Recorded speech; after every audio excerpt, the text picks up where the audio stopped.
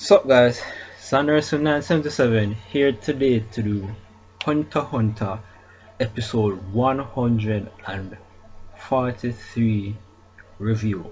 Hunter x Hunter 2011 that is.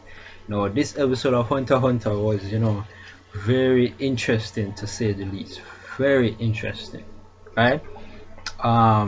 Where do I start? Okay, I'll start off first with the initial summary, right? Now we initially start off with Killua flying in his I call it airship, right, with Subone tailing him on the ground.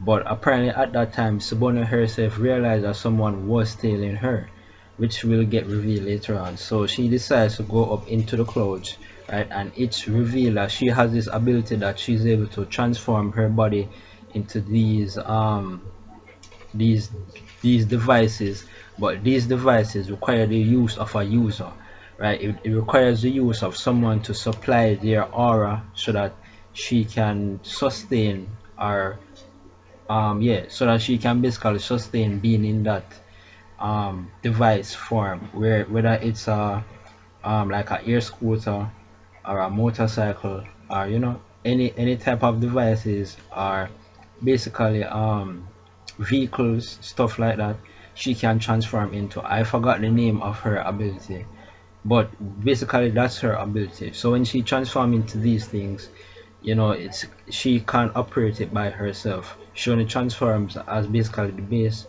by the user supplies their name for them to both of them travel together.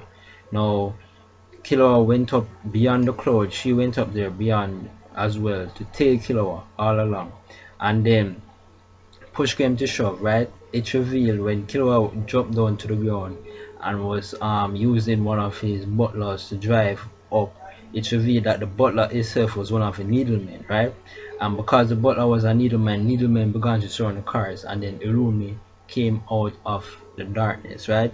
This was all according to Urumi's plans. Now, before I get on to that, I also want to discuss the fact that this Searing group, I want to discuss that this Searing group that has people of the likes of Teradin, which is the old dude, Bushidora, which is a single star hunter, and Lupe, that black dude, right? All of these guys, surprisingly, in the last voter turnout, they came in at actually second place. And at the beginning of this episode, actually, we see Pariston began to notice them, right? Pariston notices them, and Pariston basically makes a remark where he seems like he wants to take them out of a competition, right? We get that urge from him. He didn't say it up front, but it seemed like that was the case, which we will also see later on in this episode. Now, at that point, we see the members of the Searing group meet, and they're beginning to say of how their team that they sent out last week, right, in last week's episode, the team that was sent out basically all get defeated, right? They're trying to contact them, nobody's answering, everyone was defeated, right? Until it reaches a point where Bushidora himself saying that since he's the captain, he's going to move out there to try to go out there and show not just his strength, but to get a handle on the situation. When he went out there, guess what happened? He meets up with Hisoka. It seems to me definitely that Hisoka, in my opinion, is definitely one of the stronger members, right? Or one of the stronger characters in Hunter x Hunter, because everyone we see Hisoka run up against or run up to fight against, he always defeats them. Hisoka seemingly defeats everyone he faces against. He's basically unstoppable in that regard. Very rarely do we see Hisoka lose. And so Bushidora, which is a single star hunter, right? This guy's no bitch. He's no slouch. He's a single star hunter, right? So his strength is at least, up there in terms of a hunter strength, right? In terms of the general strength ranking for hunters out there, I don't think every hunter out there is a single star hunter, right? So Hisoka basically, and it seemed like the fight wasn't one of those eventful fights. Hisoka just disposed of him easily, and it's actually revealed that Hisoka and Illumine, how they basically get to realize where Killua's location was because They intercepted the group, the Syrian group people. They intersected them. They intersected these hunters. They killed them, and they got a hold of the maps. So that's also how Lumni was able to locate where Killua was. But jumping back to the action, right? When Killua is at the scene where he meets his brother, right? He's basically cornered. He's wondering what to do. Right at that moment, we see Subone and Amani turn up, and upon them turn up, Aluka, she begins to resume her request of Subone, asking her to take off the nail of her middle finger, her ring finger, and her pinky finger. Right, in total, she got 3 nails from her. So Killua was able to make a wish, but there's a written rule, right, for the rest of the family members and for anybody else that you can't make 2 wishes in a row. So Killua in that situation shouldn't have been able to make a wish, but as we see, he's able to not only make a wish, but he makes a wish to heal Subone's hand. And Killua explains that Nanoka is not good at fixing things. She's good at breaking things, not good at fixing things. So when Nanika, or something as he calls it, is required to heal someone, she needs to be able to touch the object, and upon healing that thing, Nanika goes to sleep immediately. And every time that Nanika heals something, the request therefore afterwards will never be tough or hard request. It basically is like a reset button for the request in that sense. Anytime Nanika heals something, basically it's a reset button for the request thereafter. So you know, in that situation, all of this great suspicion and all of this great debate and fussing and fighting, it was revealed right there that it was unnecessary, because in Killua's situation, right, Killua wanted, in fact, to go to Gon, request Nanika to heal Gon first and then deal with the request later. But seeing as though it's revealed by Killua himself that because Nanika just heal something in that way, the requests that will be made afterwards will not be difficult requests.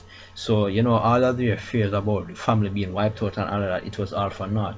It's revealed in this episode by Killua himself that, you know, it's basically unnecessary. Nanika is not evil in that way, where just because she heals something, she's going to make stupendously powerful, you know, stupendously horrendous, impossible requests. That's not how it is. And he basically shows that Nanika is not the one that's evil. So the person who is making the wish are the ones that are evil, that bring up all of these twisted situations. So right there, Illuminate basically loses his resolve. He still says that because Killua knows about certain rules, like how he demonstrated the fact that according to rule number 5, you can't make 2 wishes twice in a row. He knows that there are some rules that Killua knows about that he doesn't know about. So because of that fact, he's not completely letting a look off the hook. But because the family's overall danger is not, you know, is non-existent, there's no danger to the family at all, Killua gets Killua is now able to go to the hospital to heal Gon, as what should have been done in the first place. And also, right, we see Hisoka hiding in the bushes, wondering what to do, right? He's wondering whether he should kill Aluka to earn Killua's wrath, or save Aluka and Killua to earn Illumi's wrath. But he even comes up right before he makes that wish for Aluka to heal Subone's hand. He was saying that basically the best course of action would be to kill Aluka to earn Killua's wrath, then to kill Aluka to earn Illumi's wrath. That will be the best course of action. I mean, Hisoka, this guy knows no bounds, right? He is the Joker in the story. He is the wild card. He throws things out of whack. There doesn't seem to be any real logic, you know, in terms of just how strong he is and what he's able to do. So right there, apart from the fact about the whole family feud in a sense being dispersed, it even got up to a point where, because Illumi kept on calling Aluka something not a member of the family, Killua got so upset that he said that anytime he said that again, he would not consider Illumi to be a member of the family. Right? You know, he would not consider Illumi to be his brother. That's how serious Killua got. He got pissed, right? And we see his face, you know, he looks evil in that scene, right? He looks straight up evil. In fact, I'm going to use that as my thumbnail. Straight up badass. And then after all of this goes down, we see Hisoka go up to Turlin's office and basically assassinate him while he was talking on the phone to Morel. So my opinion, I believe that Hisoka was contracted, in my opinion, this is just my opinion, I believe he was contracted by Parstan to take out Turlin, because Parstan realized that Turlin group came in second in the last vote, so Turlin began to become a threat to Parstan and what he wants to achieve. And we have known Parstan to be able to do this kind of dirty deeds in the past, because earlier, a couple episodes back, it was revealed by Cow that upon Parstan becoming the vice chairman, a lot of mysterious deaths happened and people just died and disappeared immediately and all of those, that type of stuff. So you know that dude Parstan, he has a shady shadow behind him, right? He seems, you know, upfront, very diplomatic, very composed, but he has a dark side to him. So I'm sure we probably get to find out more about that later. But Turden's group was taken out, and at the very end of this episode, we see that we see a kind of preliminary results for the next voter turnout, and it turns out in that regard that for the next voter turnout they had voter turnout above 95%. So that condition was met, and it seemed like all the other conditions were met. So maybe this vote will be the concrete vote that's needed for to decide who the chairman is, so that they can progress from that point forward. Oh, I almost forgot. It turns out that there would be the top 4 people. In a sense, I'm not too sure why. I don't necessarily understand everything that went on, why there's going to be a top 4 people, but the top 4 people are going to meet to have kind of discussion or something like that next episode. But overall, I thought this was a good episode of Hunter x Hunter. It was an interesting episode. So that's it. That's my review. Remember to rate, comment, subscribe. Sayonara.